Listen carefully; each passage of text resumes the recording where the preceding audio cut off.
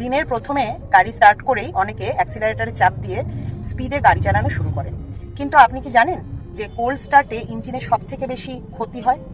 একটা রিসার্চে দেখা গেছে গাড়ির ইঞ্জিনের 60 থেকে 70% ওয়্যার হয় কোল্ড স্টার্টের সময়। তো আজকে আমার ভিডিওটা এই কোল্ড স্টার্ট নিয়ে, কোল্ড স্টার্টের বিষয়ে আজকে সব কিছু আমরা জানবো। আমি আপনাদের দেখাচ্ছি এখন কোল্ড স্টার্টের প্রসেসটা। দেখুন, এখানে আমার গাড়িতে আমি কিটাকে প্রথমে ইনসার্ট করলাম।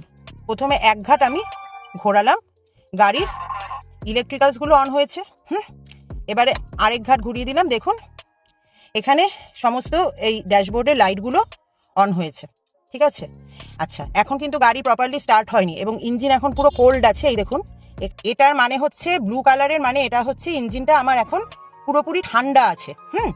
এটা যখন নর্মাল টেম্পারেচারে চলে আসবে, মানে ইঞ্জিনের যে অপারেটিং টেম্পারেচার সেটা যখন হয়ে যাবে, তখন এই ব্লু লাইটটা চলে যাবে।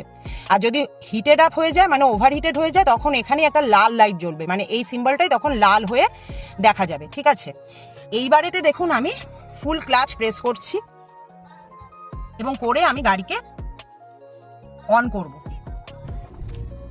এই দেখুন, আরপিএমটা এবার খেয়াল করুন। আরপিএম খেয়াল করছেন? 1500-এরও ওপরে চলে গেছে, 1500 আছে।